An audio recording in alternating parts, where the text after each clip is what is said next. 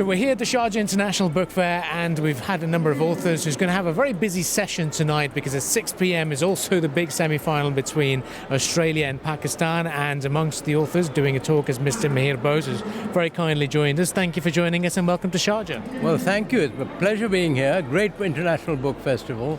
I've heard a lot about it, but I must say I'm very impressed, and the range of publishers is astonishing. You don't find so many publishers in other book fairs. No, you certainly don't, but I think you've got a session at 6 p.m, and I'm sure you'll be glued to the scoreline of what's happening. Pakistan, Australia.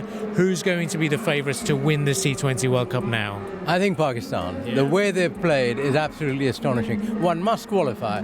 You never know which Pakistan is going to turn up, but I think this time the right Pakistan is turning up. From the moment they beat India, they absolutely thrashed India. They have the bowling, they have the batting, and they have the fielding. Normally Pakistan fielding can be a bit doubtful, as if the fielders have had too much biryani and they're not up to it. But this time the whole team is together, and it looks like, Australia can still surprise people, but I would be very surprised if Pakistan don't win and go on to beat New Zealand. Now England's out the picture. Do you think if Pakistan were to qualify and play New Zealand in the finals, do you think they've got an edge having won the previous game? Oh yes, I think they have. New Zealand can never be ruled out. They have a very fine batsmen, but I think on the whole, Pakistan's all-round talent can do all right. And of course, the deciding factor could be who wins the toss. So far in this World Cup, sides chasing have had a slight advantage, and therefore that could be important. But nevertheless, I would be surprised if Pakistan don't win the World Cup. Now you've been a prominent writer on Indian cricket, and you've followed them for decades. What happened during this T20 World Cup, or is it just bad luck or a bit of IPL fatigue, do you reckon? I think there was IPL fatigue, but also I don't think they have been playing very well in limited overs matches. In the World Cup, which was held in England, again they were favourites. They didn't play well. They lost to New Zealand, a match they shouldn't have lost, the semi-finals. And in this one, yes, IPL probably took their mind off it. IPL is such a huge tournament.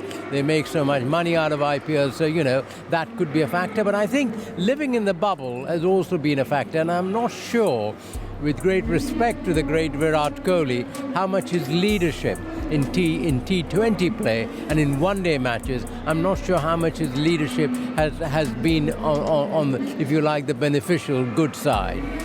And I'd like to touch upon your work. What's keeping you busy at the moment? I know you've just published a book as well, and what's going to come out next from Mihir Bose? Well, I've just been very involved in publishing a book on sport, racism in society, particularly in the last year.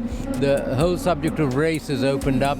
Black Lives Matter has been hugely important. People who didn't speak about race have started speaking out. Yorkshire cricket, the biggest county in England, a very important part of English cricket, is now ravaged by racism. So I've looked at that whole subject as a very ongoing subject. And then the next thing would be, in fact, following on from the T20, to write a new edition of my 9 Waves, the history of Indian cricket. So that'll keep me busy for the next few months. Well, thank you very much for joining us. Guys, it certainly is the hype around the Sharjah International Book Fair, but I'm sure all of you are glued up onto the screens to see who's going to eventually lift the T20 World Cup.